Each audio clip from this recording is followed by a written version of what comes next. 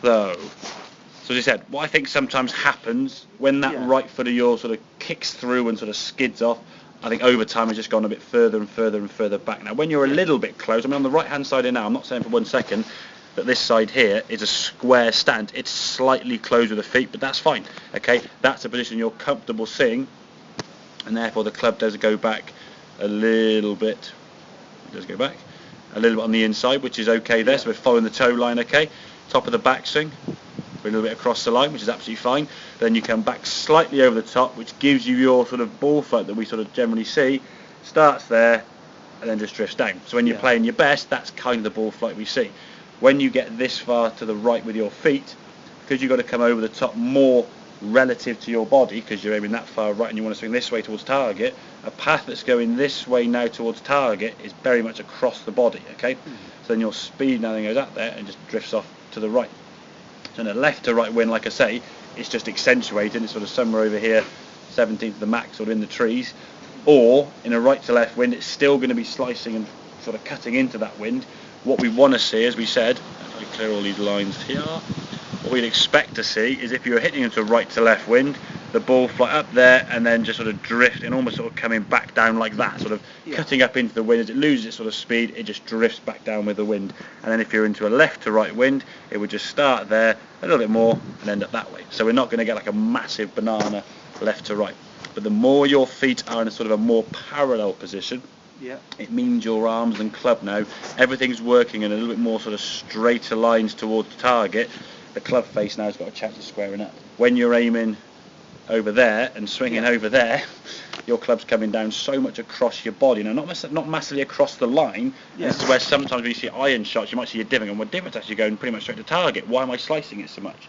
But you're coming down across your body so much. Okay. So if your feet are aiming over there and your path is over there, if you're, I don't know, 25 degrees, shall we say, across your body, it's almost impossible to square the club face up. So your path and divot are straight to target, but the club face is aiming over there somewhere. So once the ball flight loses forward momentum, and it spins off. Left to right wind, you can't aim far enough left. One thing I would say, looking at holes like 17 and Mac, especially got a reasonable score going, it's a par 5 that we always assume you must hit driver. Okay, it's a 3-shot hole though, isn't it? You're not going to reach it in 2. So if you hit, how far's the Mac on 17? 500 yards, ballpark figure? Fair enough, it's the only hole I hit drive on. Is it? All the other holes I had it freewood on. I was going to say, because what I would say potentially on that one, the benefit of hitting driver means you can get there in 3 shots. Your third shot's a wedge. If you hit 3 wood, or even hybrid, you'd be knocking the ball on there with your 7-iron. So potentially, look at how the condition. If the wind is howling left to right, which it may have, I don't know what the wind was on the weekend. The wind's howling left to right. You're not going to want to start it 30 yards left out of bounds, are you? Just mentally, you're not going to have that bottled in some ways, and no one to be fair decided that far out of bounds to bring it back to fairway. So a shorter ball flight isn't going to curve so far in the air. So you could aim left side of the fairway with a 3-wood or a hybrid, nudge it down there, then nudge it down there just past the 150, and then nudge it on there with your sort of 7 or 8 iron.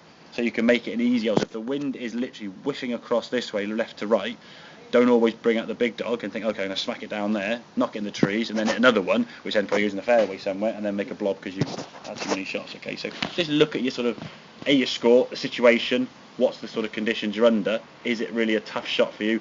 I think if your wind's going left to right and you're hitting a bit of a slicey one, how far left have you got to aim? Are you going to want to aim that far left? Chances are you're not going to.